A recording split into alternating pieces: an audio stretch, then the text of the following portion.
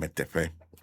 On earlier discussion about vacations and people wanting to go to a vacation, like, Judge, did they go vacation?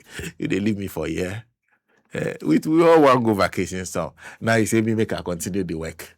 Those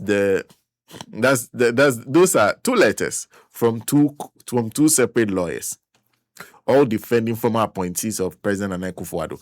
One of the letters comes from a former appointee who himself used to be an attorney general. Even when he was his deputy, he was directly involved in prosecuting people on various charges. So he himself has in the past fought against what he's arguing for today. And he says they also want to go on vacation some. We too want vacation song. Not only the judges should be going on vacation.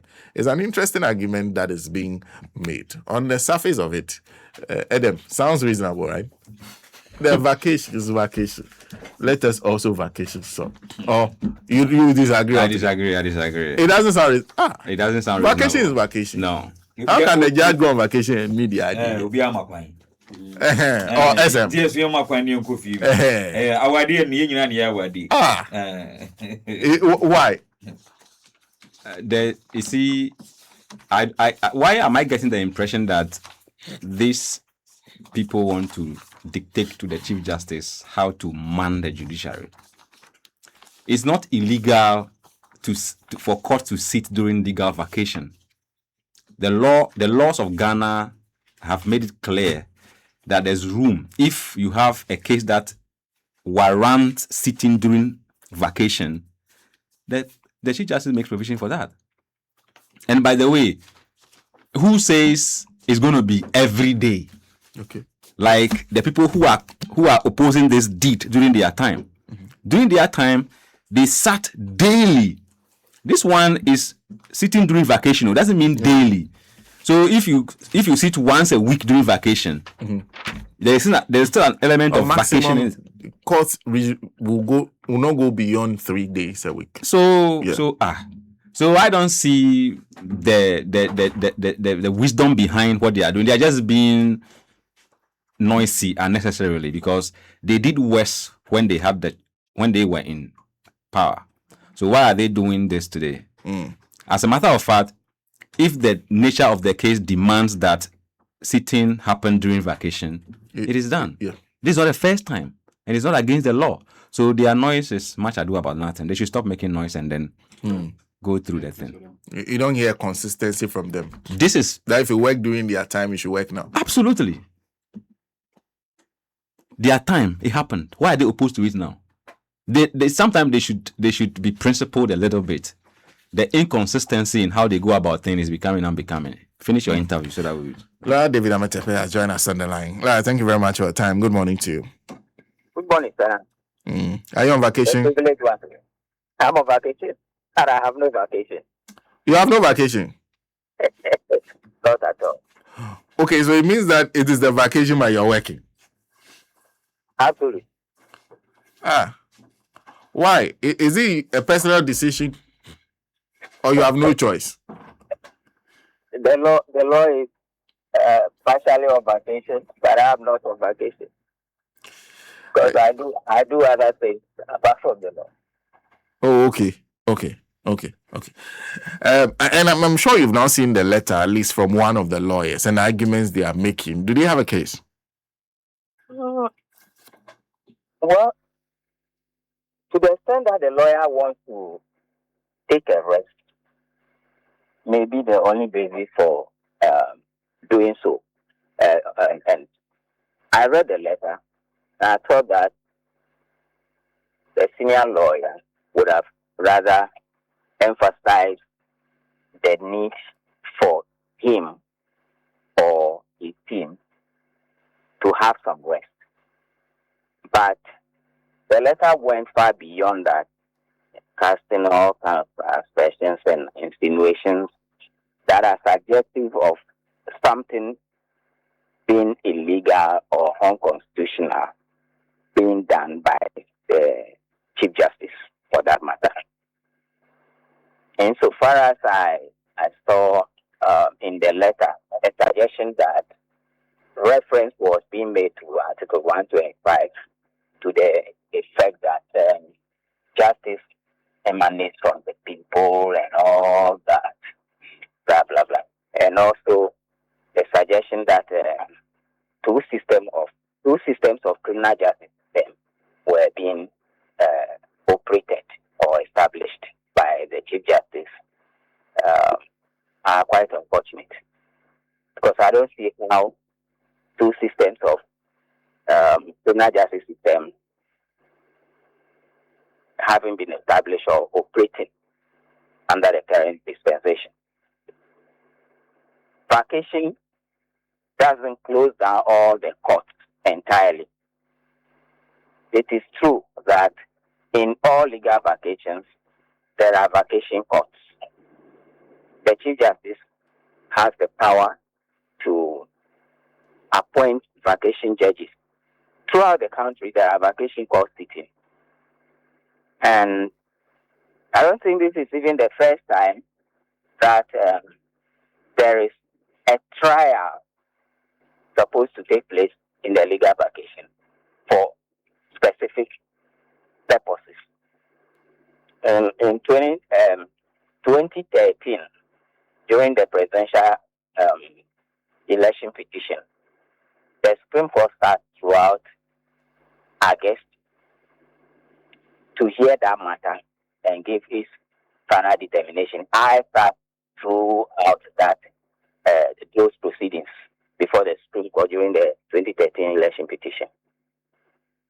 So if the Chief Justice had the power to empanel a court, not just for the usual vacation courts that take urgent matters such as applications and not hearing for that matter, then what has changed? It was under the term of the leadership with Justice Georgina Jodora Wood when that happened. And we're all in this country watching the proceedings, those who watching from their home, and those of us who were actively involved in court throughout the legal vacation up to the time when the judgment was delivered. It took place in the vacation.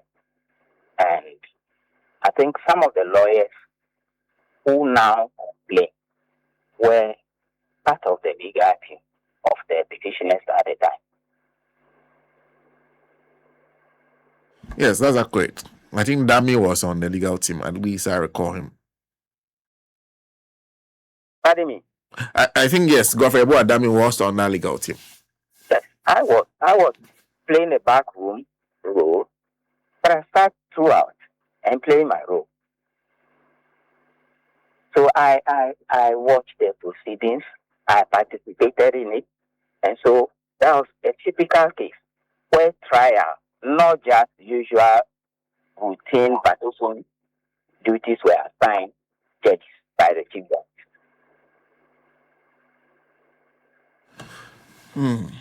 I see. You said, so your point is basically that they can make this plea without the insinuations, that the insinuations are completely unnecessary. Precisely so. If a lawyer, generally lawyers don't go on leave. I'm talking about private practitioners, apart from those lawyers who are in the corporate world or in the public service, who are employees for that matter, okay, who may take their leave period to take some rest. Private practitioners like myself, you have no opportunity to take any leave.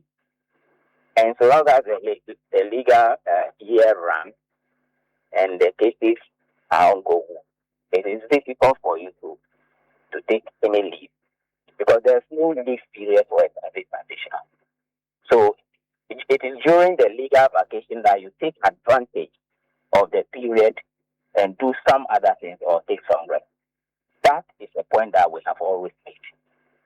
But to make a suggestion that the Chief Justice has breached any law or abused any authority or powers vested in him is improper, in my view. And that was rather the twist of the letter that attracted my attention, to the extent that there is a suggestion being made in the letter that the Chief Justice is engaged in some untoward act or impropriety or a breach of the Constitution, or it's unfortunate. Because the Rules of Court Committee established under Article 257 empowers that committee to enact laws, that in the form of a constitutional instrument, CI, to govern the conduct of the court. That is the rules that govern the conduct of the court. And in pursuance of this authority granted under the Constitution, the various rules of court, from the district court rules, CI 59, the High Court rules, CI 47, the Court of Appeal rules, CI 19 as amended, and the Supreme Court rules, CI 18 as amended from time to time, create the vacation period, but also empowers the Chief Justice in appropriate cases to empanel judges' seat whatever they need be in vacation. And we have always known this. Right. Thank you. Thank you for speaking to us. You're welcome, sir. Have a nice day. You too. Let David AMETEFE join us on the line. He says he doesn't have a problem with somebody petitioning the Chief Justice and saying, oh, we also need some vacation. But to then make certain insinuations and accusations against the Chief Justice, because Chief Justice has performed his duty, that is unnecessary. It is completely unnecessary. Let me give one example, specifically relative to Athashian.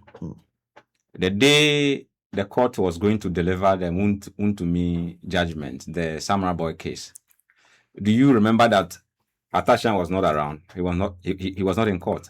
Do you remember the reason he gave? Yes, the one he said he had prior engagements. Exactly. Later we find out he was going to the graduation of his daughter. Exactly. Yeah. In the letter you read, if I'm correct, he said they have other engagements that they are supposed to attend to.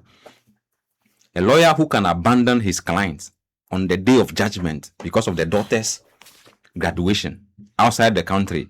Meanwhile, he was part of the decision regarding the date of the judgment. When the court announced the date, the judgment date, he didn't object. Yeah. But on D-Day, he was not around. All these things are tactics they are deploying to delay everything. It's just tactics to delay. They were hoping and praying that this legal vacation would give them some room, to delay the process. But now that the Chief Justice has directed that they be sitting during vacation, they are not happy. If you believe your client has done nothing wrong, as they are claiming, they are defending, why are you worried that the state is putting in place measures to ensure that cases before the courts are attended to, in record time? One of the is it justices of the Supreme Court? Is he Yoni Kolendi? Yes. Did you see what he said recently? He said they have about, 30,000 backlog of cases pending to be attended to.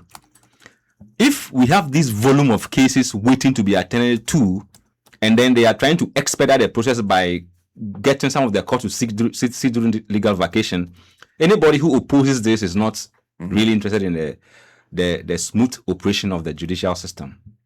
As a matter of fact, anytime that we experience delays in the management of cases or the adjudication of cases, the delays benefit people. And the people who benefit it will oppose any move that is put in place to ensure that cases are fast-tracked so that we have our legal system function smoothly. So this thing they are doing, they are actually opposing the smooth functioning of the judiciary. That is what we must say it to be. It's not about it. If I have a good case and we spend a lengthy time litigating it in court, the more I spend, Okay. the more resources that I pump into it. But if something can be done to make sure that the case is handled smoothly in record time, I should be happy, because the shorter time is used to handle the case, the less I spend. So why are they opposed to this? They should rather be grateful to the Chief Justice for doing this, but rather they are opposing it. I see. Well, if you're still tuning to us, don't forget, today is this day. Who lost their lives in the tragic helicopter crash of 6th August 2025. Though I'm sure that individually and collectively, our nation will continue to mourn as we find ways to hold tightly the memories of these men and to honor their legacies. There's no making sense of what happened. Despite whatever technical reasons or official explanations an investigation will yield, a loss of this magnitude and in this manner will never make sense to the grieving heart. What we can do, each of us in our own way, as we try to come to terms with this tragic loss, is to move in the direction of peace within our communities and families, having been reminded of how fragile life can be. Also, we can embrace the vision we shared with our fallen brothers for a stronger and more prosperous homeland.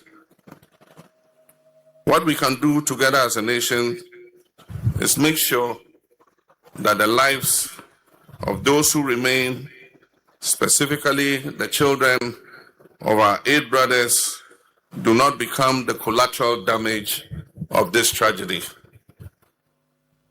Grief can sometimes leave us feeling helpless and disempowered, but we're far from that.